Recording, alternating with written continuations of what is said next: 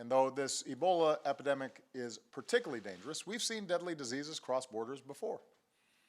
H1N1, SARS, MERS. And each time, the world scrambles to coordinate a response. Each time, it's been harder than it should be to share information and to contain the outbreak.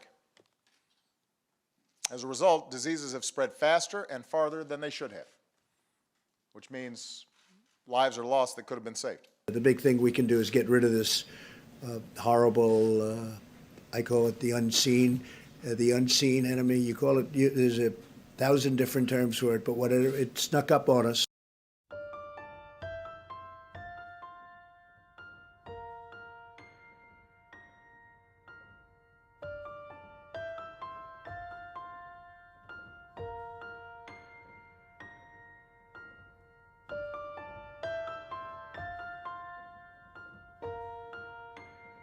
It's actually not a wasted month. It's a wasted 2 months because it was actually early January when the Secretary of Health and Human Services was alerted by Chinese counterparts that an outbreak was underway in Wuhan.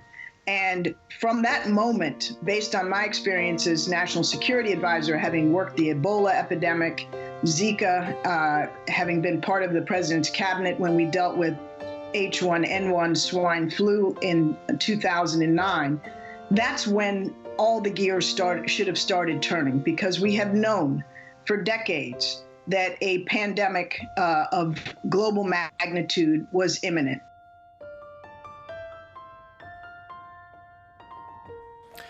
First, let me provide a brief update on the situation.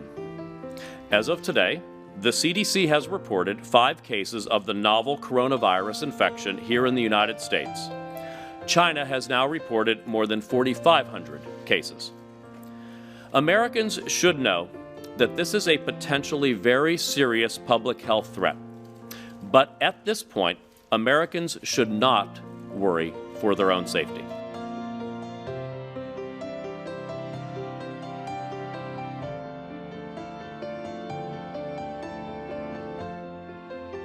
Keep in mind, it's not just that we don't have a czar in the White House overseeing the response, but we don't have that contingent inside the National Security Council. We don't have the seasoned veteran contingent inside of Department of Homeland Security. And we don't have this whole global health mastermind group inside of the Defense Department and HHS. These were all eliminated in 2018 by Trump. When the president eliminated those global health security teams in all of those agencies in 2018, was there a reason? I mean, was there an argument against them? Some of the people we cut, they haven't been used for many, many years, and if we ever need them, we can get them very quickly. And rather than spending the money, and I'm a business person, I don't like having thousands of people around when you don't need them. When we need them, we can get them back very quickly.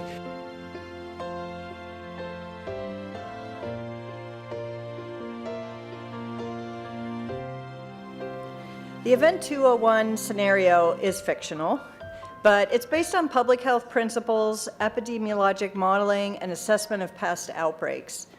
In other words, we've created a pandemic that could realistically occur. It began in healthy-looking pigs, months, perhaps years ago. A new coronavirus spread silently within herds. Gradually, farmers started getting sick. Infected people got a respiratory illness with symptoms ranging from mild flu-like signs to severe pneumonia. The sickest required intensive care. Many died. Another big story we're following, a jump in cases of a deadly mystery virus. Health officials stepping up screenings at major U.S. airports. The World Health Organization calling an emergency meeting. I'm declaring a public health emergency of international concern over the global outbreak of novel coronavirus. The main reason for this declaration is not because of what is happening in China, but because of what is happening in other countries. Our greatest concern is the potential for the virus to spread to countries with weaker health systems and which are ill prepared to deal with it.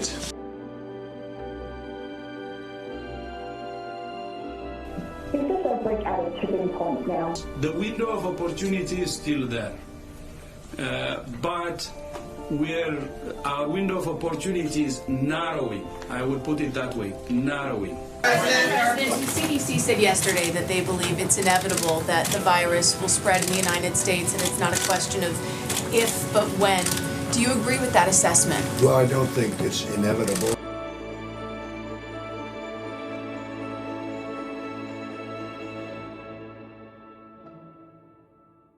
It's not just a case that this virus is a crisis and that this infectious disease is spreading in the United States and we have to cope with it and it's got exponential growth. It's not just the natural attack of the virus.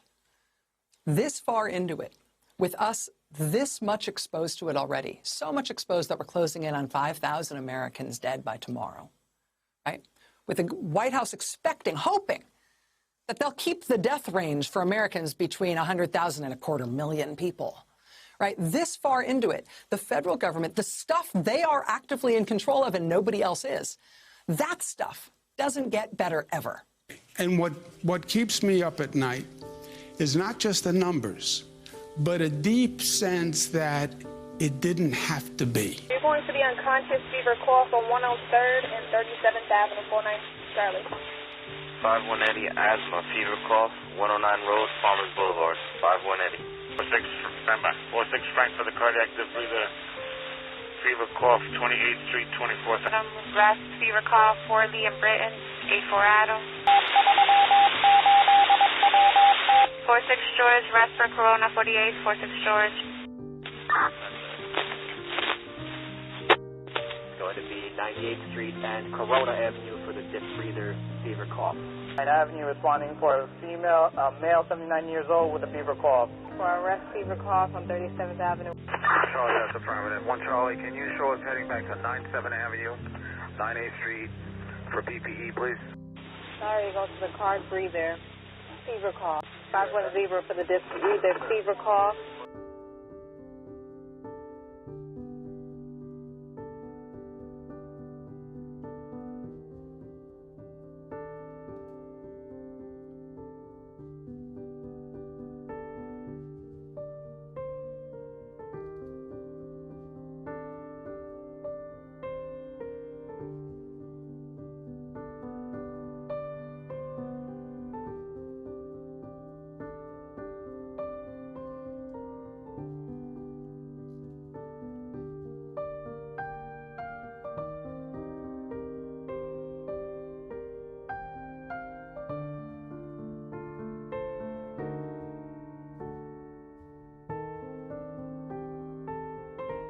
With all the knowledge, all the medical talent, all the advanced technologies at our disposal, it is unacceptable if, because of lack of preparedness and planning and global coordination, people are dying when they don't have to.